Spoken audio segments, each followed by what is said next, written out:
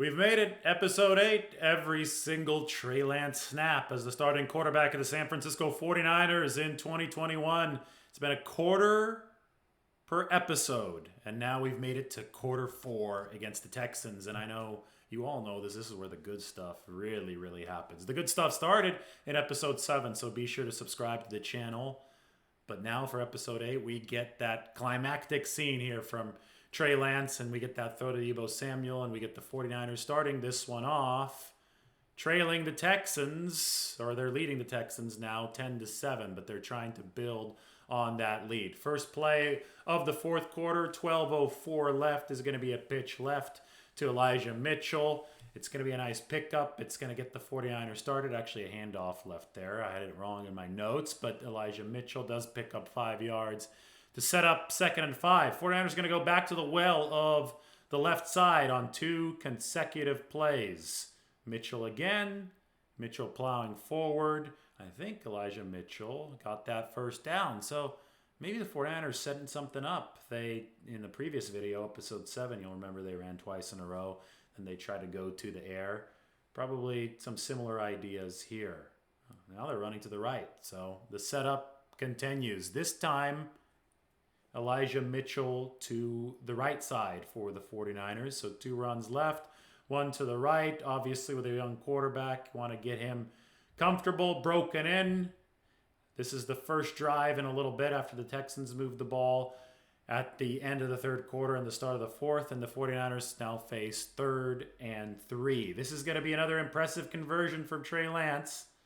Finds Jauan Jennings, near side, outside the numbers throw, and this one was out of Trey Lance's hand before Jauan Jennings made his break. I can't wait to replay this from the all-22 angle. Here you can tell that's not an easy throw. That's got some air under it, and it sets Jennings up nicely. All right, time to rewind. Time to get this to the point of the break from our all-22 camera on the sideline angle. I need it back maybe a little bit further than this. Here we go. Lance looking downfield. Now look at the point of the throw right now. The ball is out of Trey Lance's hand. You look down toward the 50-yard line, bottom of your screen, right next to my window. Jauan Jennings not turned around yet. He's breaking right now. This is anticipatory from Trey Lance. It's beautifully anticipatory for Trey Lance. You can't cover this throw if it's delivered with good timing and with good accuracy. And it's there with good accuracy. Jauan Jennings turns around. Football's waiting for him. Can't cover it if you're Desmond King.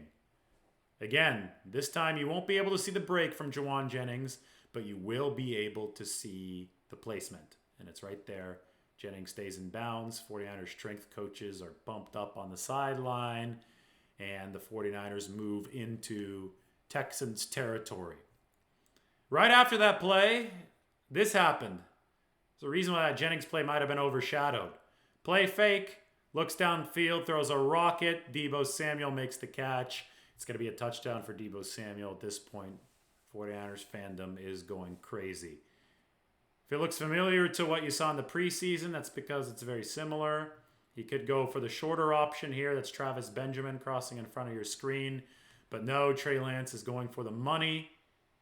And that thing is going to travel on a rope a good 40, 45 yards. Deebo Samuel is going to score. I think that you've probably seen this enough, but I don't care. We're going to rewatch it again because it's fun to watch. Trey Lance and some arm strength. Now, Garoppolo has hit this play before. It was to George Kittle against the Packers. But Deebo Samuel's not quite as open this time as George Kittle was against the Packers back in 2019. And that is a laser beam from Lance. It's well schemed from Shanahan. Can't take any credit away from him, but you also have to credit Lance for executing, for taking that chance, for throwing it over the official.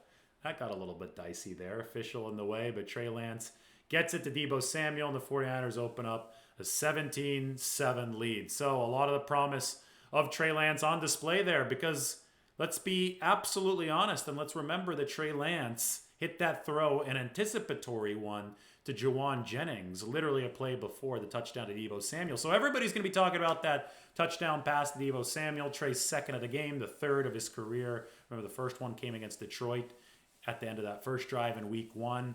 But remember what set up that Deebo Samuel touchdown.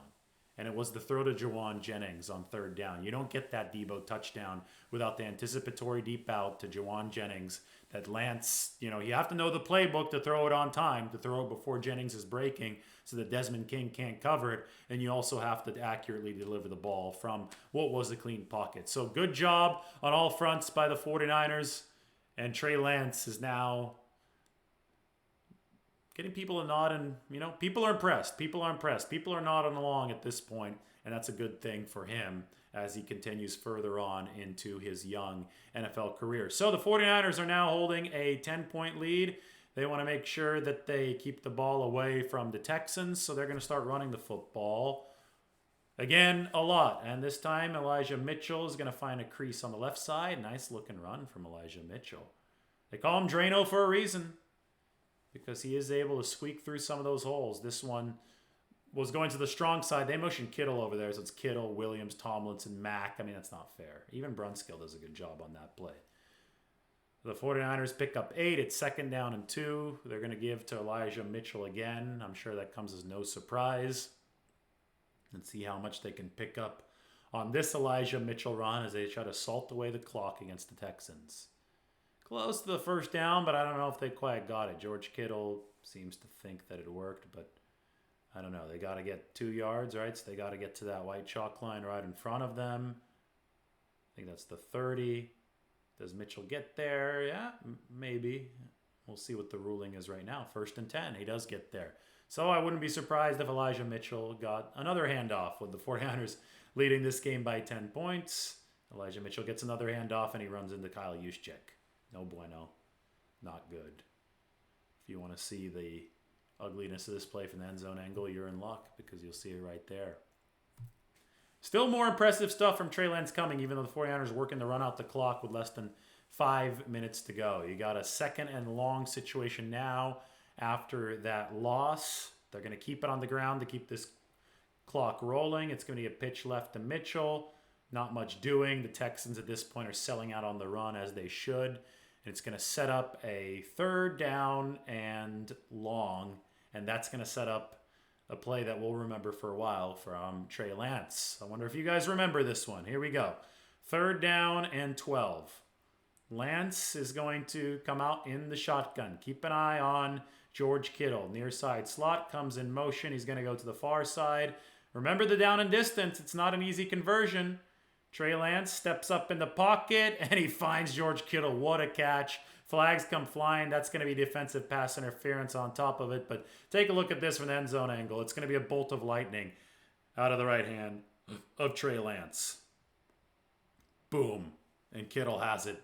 There comes the flag. A lot to unpack here, so why don't we just go ahead and get started with that. We'll rewind this. We're just going to watch the end zone angle of this play. We'll pause this mid-flight, maybe before the throw. At this point, the pocket's nice and clean. It's only a 4-man rush. I mean, Trey could go check down to Juszczyk, but it's 3rd and 12. He wants to put this game away.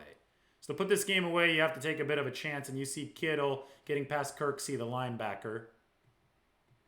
And you see Trey Lance unleash this pass with enough height to get over the first level of linebackers and with the positioning to beat the safety, and Kittle does the rest. Kittle is an elite pass catcher. That's Justin Reed, who's now with the Kansas City Chiefs, who was on coverage on that play, and Justin Reed gets flagged for pass interference. So beautifully done for the 49ers. The drive continues. Big block on this play from Kyle Juszczyk on Kamu Grugier-Hill, and you could see Elijah Mitchell takes it all the way inside the 5-yard line. Grugier-Hill, 51. Juszczyk just blows him up there in the hole, and Elijah Mitchell can do the rest. Elijah Mitchell can take that one all the way into very close scoring range for the 49ers. So now at this point, you could see that the positive plays are snowballing, and the big-time throw from Lance to George Kittle, anchored by that big-time catch from George Kittle, allows the 49ers to road grade on the offensive line. They're going to go to Deebo Samuel, who can't quite get into the end zone, but he's down to the 2-yard line. At this point, it's all academic. The 49ers just need to not turn the ball over. They're up 17-7. I don't know why they're still running Deebo Samuel at this point. I guess Elijah Mitchell was tired and you don't want to go to a third stringer, but still.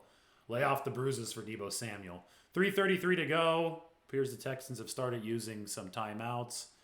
Trey Lance here is going to try to throw to the flat. This is a weakness for Trey Lance that I saw in training camp.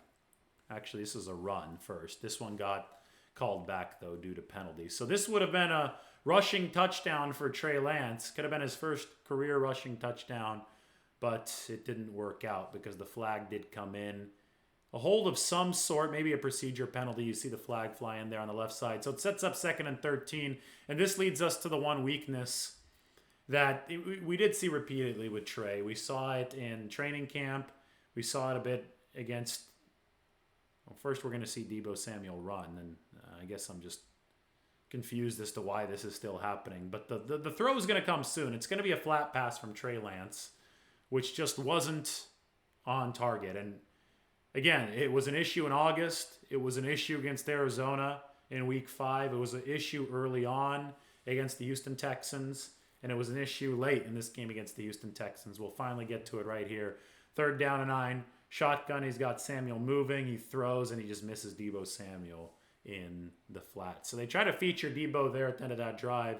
I don't know why they ran him into the ground so much, but here they tried to feature Deebo catching the ball. Pause it as Trey misses him. He's got to be better on those flat passes. If that's on target, then Deebo Samuel has the first down, probably. I mean, he has one guy to beat. It probably would have earned Deebo a couple more bruises, but that'd be about it. Next 49ers drive after a field goal on that one. Hand off to Elijah Mitchell. He gains a few yards, and now it's just about salting the clock away. Impressive fourth quarter. It wasn't perfect. Trey missed the flat pass to Deebo, but Trey did a whole hell of a lot right in this game. 49ers lead this one 20-7. It ended up being a must-win game. So you can put that feather in his cap. At the time, I don't think that we were sure that it was a must-win game, but in retrospect it was, and it felt like a huge game. The 49ers needed to win this heading into Week 18 when Garoppolo would return hurt, but would play his great game against the Rams, at least his great second half against the Rams in that must-win scenario. So this is all clock icing time right now. The 49ers just trying to whittle it away, get back into the locker room, and win it. I don't agree with this design run for Trey Lance, but whatever. Don't want to get him hurt. I guess he didn't put himself at that much risk, but a quarterback kneel down I think would be better. I mean, they used to overexpose Trey Lance to some of these design runs, but still, it is the end of a good performance for the rookie.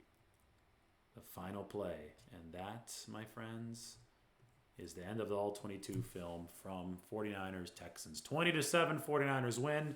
Trey Lance much better in the second half than he was in the first, but if you watched all episodes, all 8 episodes of this, and again, I might tack on 2 more, because if enough people subscribe to this, if enough people like this, then why not do episodes 9 and episode 10 to cover the 49ers and the Seahawks, the second half in Week 4, Trey Lance's first extended action debut. But over the course of the past 8 episodes, I think you've definitely seen growth from Trey Lance. I think you've seen the ability to deliver from the pocket.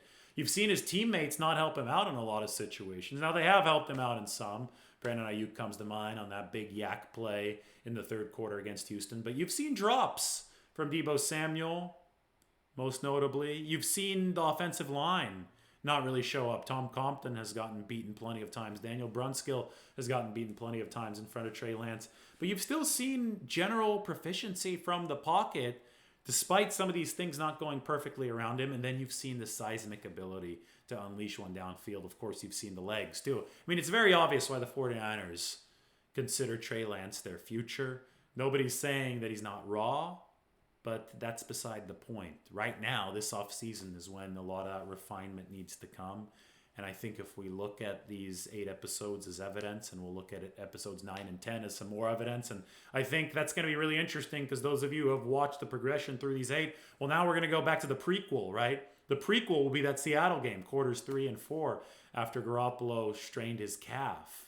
So I think we're going to see a much more raw version of Trey Lance than the one that finished the end of the season 12 weeks later, 13 weeks later, that played there against Houston in week 17. So it's going to be possibly a little bit jarring, but I still think that athleticism was on display against Seattle, and it might be a good way to finish what will be a 10-part series. So go ahead and subscribe to the channel right now. Hopefully you like the first 8 promised episodes. 2 bonus episodes are coming your way. It's been a lot of fun.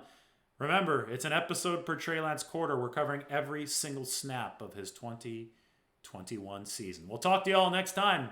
It's been fun. Episode 9. That bonus episode is on its way. Bye now.